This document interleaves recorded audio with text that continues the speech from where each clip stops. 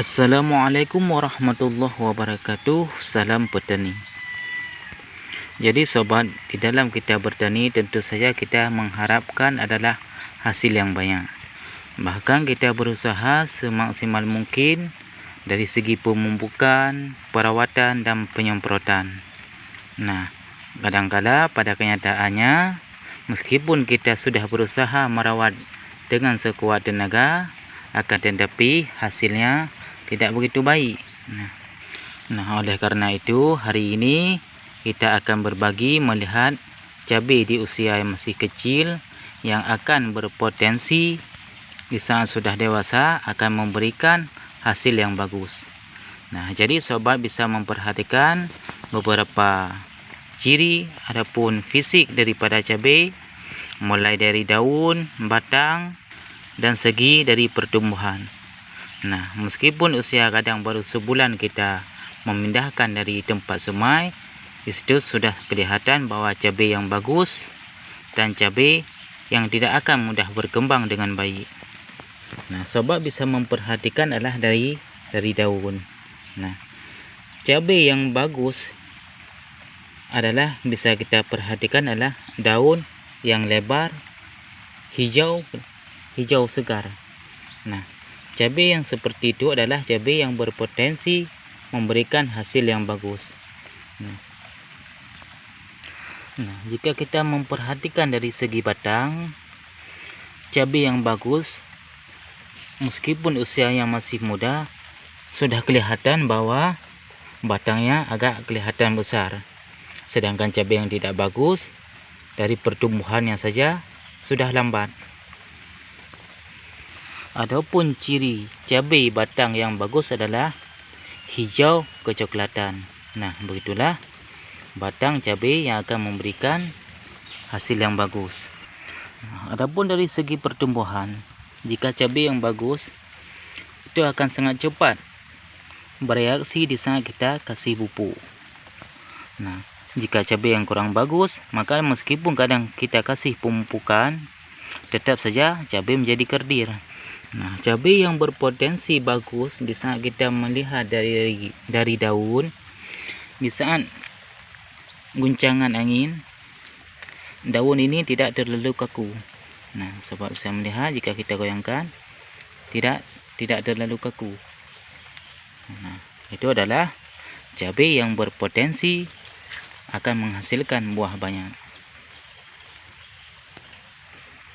Nah, dan kita pun sobat harus memperhatikan juga apa penyebabnya cabai yang tidak menjadi subur.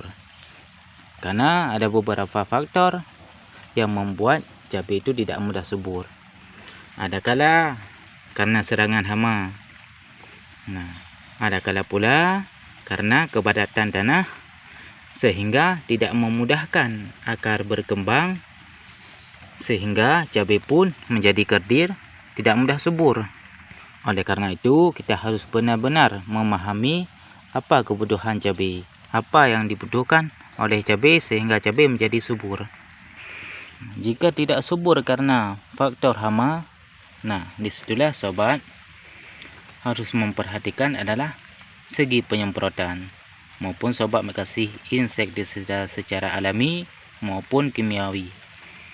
Karena kalau tanaman yang sudah terserang oleh hama, itu sangat susah untuk berkembang karena virus sudah memasuki ke dalam tanaman, sehingga akar tanaman pun tidak akan mudah berkembang. Nah, jika karena faktor kepadatan tanah, sobat bisa mengolah tanah sebelum sahabat menanam cabai rawit. Nah, ada faktor besar yang sangat mempengaruhi pertumbuhan cabai rawit adalah karena genangan air. Nah, sobat itu bisa memperhatikan sendiri di saat sobat menanam cabai yang ada genangan air, itu sangat-sangat susah untuk berkembang. Bahkan usia sudah berbulan kita menanam, tentu saja menjadi kerdir. Cabai menguning, akar pun membusuk, pada akhirnya cabai pun menjadi mati. Nah, jadi sobat harus memperhatikan betul apa yang menjadi penyebab cabai tidak mudah subur. Karena cabai yang berpotensi bagus walaupun usia masih kecil, kita mungkin sudah bisa membedakan mana cabai yang bagus dan cabai yang tidak bagus. Nah, kita sebagai petani hanya bisa berusaha, yang menentukan hanyalah Allah.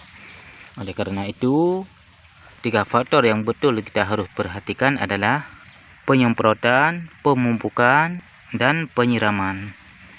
Nah, selanjutnya kita akan melihat adapun memberikan contoh-contoh cabai yang tidak mudah berkembang dengan baik. Nah, sobat, di sini sobat bisa memperhatikan adalah cabai. Nah, meskipun kondisi cabai ini sudah berbunga, bahkan sudah berbuah, bisa kita memperhatikan adalah dari batang. Nah, batang yang tidak terlalu besar dan daun pun yang agak runcing ujungnya. Nah, dan daun pun agak kekuningan. Bisa diperhatikan kekuningan, dan daun pun enggak kelihatan pucuknya adalah keriting ujungnya. Nah, cabai-cabai yang seperti ini adalah cabai-cabai yang susah berkembang dengan baik. Meskipun berbuah, mungkin hanya sekedar saja berbuah. Nah, pertumbuhan pun tidak terlalu cepat. Nah, mungkin ini ada beberapa faktor. Bisa saja karena faktor tanah yang terlalu padat.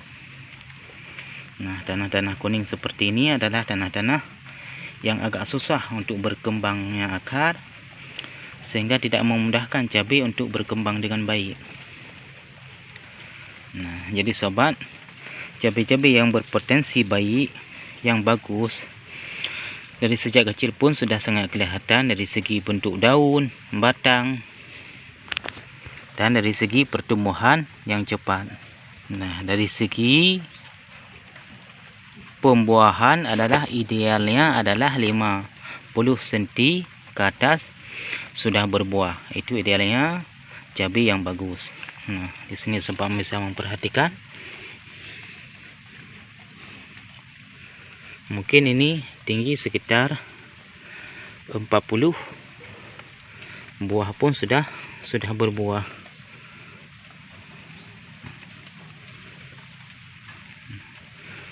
Dari daun pun sangat kelihatan bahwa cabai yang kurang bagus adalah cabai daun yang terlalu kecil, runcing, dan daun pun ditandai warna kekuningan.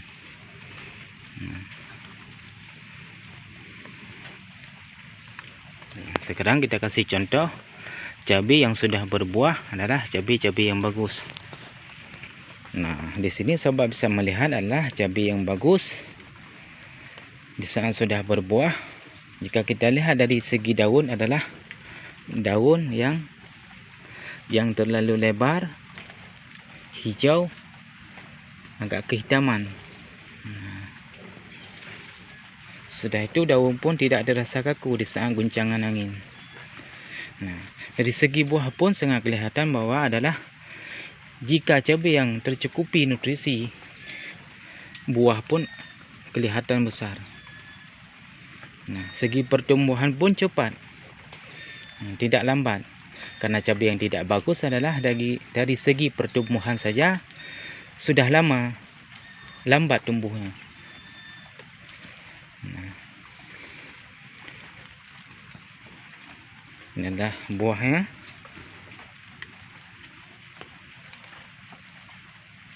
Nah, segi buah sudah kelihatan bahwa ini adalah cabai yang bagus, yang subur. Meskipun ini adalah kekurangan cahaya, akan tetapi dari segi kesuburan sudah kelihatan bahwa ini adalah cabai yang bagus.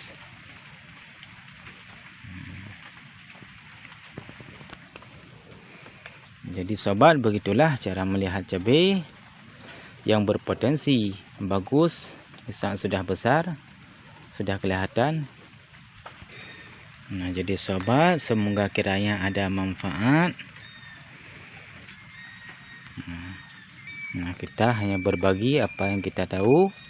Semoga jadi ilmu, semoga bermanfaat juga buat saya sendiri pribadinya, dan semoga saja kiranya bermanfaat kepada saudara semua. Nah sobat, mari kita saling berbagi yang baik. Nah, saling bertukar pikiran, saling berbagi. Semoga ini menjadi ilmu untuk kita di dalam ilmu pertanian. Nah, mari kita saling melengkapi satu sama lain. Nah, supaya semua kita menjadi sukses di dalam pertanian. Nah, karena kesuksesan itu adalah semua orang sangat menginginkan. Nah, kita ini yang bertani, tentu saja kita mengharapkan adalah suksesnya di dalam memediakan suatu apa maupun itu cabai atau sebahagiannya. Kita hanya bisa berusaha, biarlah Allah yang menentukan hasil. Nah, mungkin hanya sekian. Terima kasih. Assalamualaikum warahmatullahi wabarakatuh.